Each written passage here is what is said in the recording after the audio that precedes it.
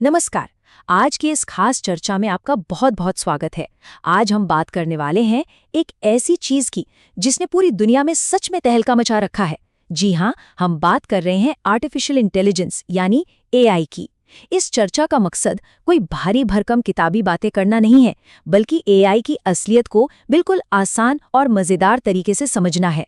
तो चलिए बिना देर किए शुरू करते हैं और देखते हैं कि आखिर ये तकनीक काम कैसे करती है। अब देखिए, जब भी एआई का जिक्र आता है तो दिमाग में तुरंत द मैट्रिक्स, टर्मिनेटर या ब्लेड रनर जैसी हॉलीवुड फिल्मों के वो खतरनाक रोबोट्स घूमने लगते हैं, है ना? लेकिन सच बताऊं तो अब ये सिर्फ फिल्मों की कहानी या कोई साइंस फिक्शन नहीं रह गया है। ये हमारी आज की हकीकत है, एक जीती जागती सच्चाई। तो चलिए उस फिल्मों ड्रामे से बाहर निकलते हैं और देखते हैं कि असल में ये तकनीकी चमत्कार है क्या चीज़।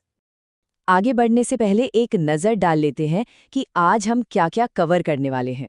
सबसे पहले हम समझेंगे कि एआई आखिर है क्या, फिर इसकी शुरुआत पर बात करेंगे, हमारी रोज़मर्रा की ज़िंदगी में इसके इस्तेमाल को देखेंगे, इसके बड़े फ़ायदों पर चर्चा करेंगे, इससे जुड़े खतरों को समझेंगे और अंत में एक निष्कर्ष पर पहुंचेंगे। तो चलिए सबसे पहले पड़ाव से शुरुआत करते हैं। भाग 1, आर्टिफिशियल इंटेलिजेंस आखिर है क्या? अब सबसे बड़ा और बुनियादी सवाल, एक आम सी बेजान मशीन अचानक से स्मार्ट या बुद्धिमान कैसे बन जाती है? देखिए, कृत्रिम का मतलब है इंसान का बनाया हुआ और बुद्धिमत्ता मतलब सोचने समझने की ताकत। हम जानते हैं कि इस पूरी दुनिया में सिर्फ इंसानों के पास ही सोचने और तर्क करने की कमाल की क्षमता होती है। तो कंप्यूटर साइंस की इस ब्रांच के जरिए इंसान असल में कर क्या रहा है? वो अपने ही दिमाग के सोचने के तरीके को, अपने लॉजिक को मशीनों में ट्रांसफर कर रहा है। जब हम किसी कंप्यूटर में ऐसे प्रोग्राम फिट कर देते हैं कि वो बिल्कुल इंसानों की तरह सोच सके और बर्ताव कर सके, बस वही तो आर्टिफिशियल इंटेलिजेंस है। और इसी से जुड़ा एक बहुत ही जरूरी हिस्सा है मशीन लर्निंग। नाम से काफी कुछ साफ हो जाता है ना? जैसे हम इंसान अपनी जिंदगी के तजुर्बों से सीखते हैं और खुद को सुधारते हैं, मशीन लर्निंग भी बिल्कुल वैसे ही काम करती है। ये सिस्टम को इस काबिल बनाती है कि वो बिना किसी इंसान की मदद से अपने आप डेटा को समझे और उससे सीखे। और हाँ, आज के समय में इन प्रोग्राम्स को बनाने के लिए ज्यादातर पाइथन जैसी प्रोग्रामिंग लैंग्वेजेस का इस्तेमाल किया जा रहा है। अब आते हैं हमारे दूसरे भाग पर, एआई की शुरुआत। आखिर इसकी नींव कब रखी गई? इस पूरी क्रांति की शुरुआत अचानक नहीं हुई थी। ये बात है 1950 के दशक की, जब वैज्ञानिकों के दिमाग में पहली बार ये सवाल कौन था कि क्या कोई मशीन हमारी तरह सोच सकती है। फिर आया साल 1955, जब जॉन मकार्थी नाम के एक अमेरिकन कंप्यूटर साइंटिस्ट ने दुनिया को पहली बार आर्टिफिशियल इंटेलिजेंस शब्द दिया। इसके ठीक एक साल बाद 1956 में एक बड़े साइंटिफिक सम्मेलन में इस तकनीक को ऑफिशियली दुनिया के सामने पेश किया गया। यही वजह है कि जॉन मकार्थी को आर्टिफिशियल इंटेलिजेंस का पिता भी माना जाता है। आगे बढ़ते हैं भाग 3 की तरफ, हमारी रोजमर्रा की जिंदगी में एआई का दखल। शायद हमें एहसास भी ना हो, लेकिन ये तकनीक पहले से ही हमारी दिनचर्या का एक अहम हिस्सा बन चुकी है।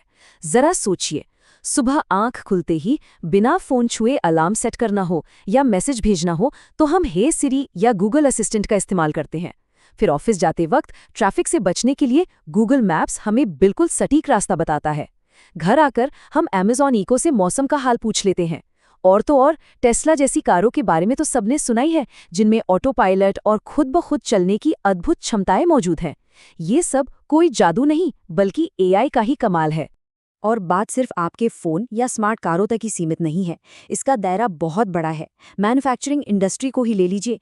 जिन कामों को करने में कभी सैकड़ों लोग लगते थे, आज वो काम मशीनें चुटकियों में कर रही हैं। हम सभी ने चेस या लूडो जैसे गेम्स कंप्यूटर के खिलाफ खेले होंगे, वहाँ भी यही तकनीक काम कर रही है।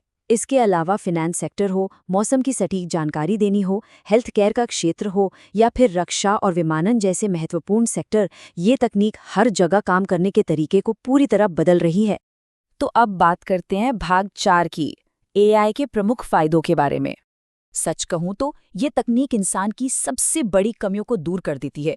हम इंसान हैं, काम करते हुए हमसे गलतियां हो ही जाती हैं, लेकिन एआई ये मानवीय गलतियों को लगभग खत्म कर देता है और काम की सटीकता को कई गुना बढ़ा देता है। इसके अलावा मशीनों को हमारी तरह चाय कॉफी के ब्रेक, आराम या नींद की जरूरत तो होती नहीं। वो बिना थके, बिना बोर हुए अविश्वसनीय रूप से तेज फैसले ले सकती हैं और लंबे समय तक लगातार काम कर सकती हैं। लेकिन हर सिक्के के दो पहलू होते हैं। चलिए आते हैं भाग 5 पर और बात करते हैं इससे जुड़े गंभीर खतरों और चुनौतियों की। यहाँ हमें चीजों को थोड़ा संतुलित नजरिए से देखने की जरूरत है। एक तरफ हमारे सामने इसके गजब के फायदे हैं, जैसे बेजोड़ सटीकता, सुपरफास्ट डेटा प्रोसेसिंग और कभी न थकने वाली उत्पादकता। पर दूसरी तरफ कुछ बहुत ही गंभीर आर्थिक और व्यवहारिक खतरे भी हैं। सबसे पहली बात, इन मशीनों को बनाना और मेंटेन करना बहुत महंगा है। इसमें भारी लागत आती है। और उससे भी बड़ी चिंता है रोजगार की। जिस तेजी से मशीनें इंसानों की जगह ले रही हैं, भविष्य में बड़े पैमाने पर बेरोजगारी बढ़ने का एक साफ खतरा मंडरा रहा है। और बात सिर्फ नौकरियों तक नहीं रुकती। एक और खतरा है जो और भी गहरा है।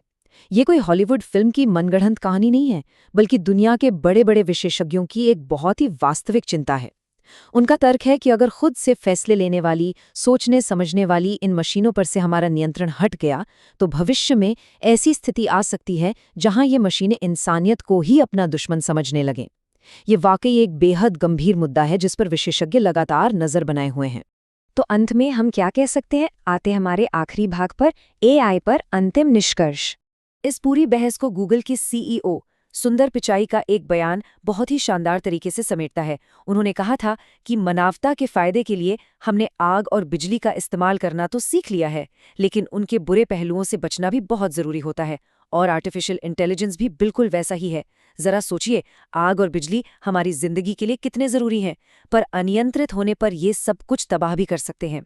एआई भी हमारी प्रगति के लिए एक बेहतरीन हथियार है, लेकिन इसके जोखिमों को मैनेज करना हमारी सबसे बड़ी प्राथमिकता होनी चाहिए। तो जैसे जैसे हम अपने चारों तरफ इन स्मार्ट मशीनों से घिरते जा रहे हैं, हमारे सामने एक बहुत बड़ा सवाल खड़ा होता है। आने वाले वक्त में इंसान और मशीन के इस रिश्ते का इंसानियत पर अंतिम प्रभाव क्या होगा? इस तकनीक ने हमारी जिंदगी को आसान तो बहुत बना दिया है, लेकिन आगे का रास्ता हमें कहाँ ले जाएगा, ये देखना भी बाकी है। मुझे उम्मीद है कि आज की इस चर्चा से आपको इस जटिल विषय को गहराई से समझने में मदद मिली होगी। हमारे साथ इस जानकारी के सफर में जुड़ने के लिए आपका बहुत बहुत धन्यवाद।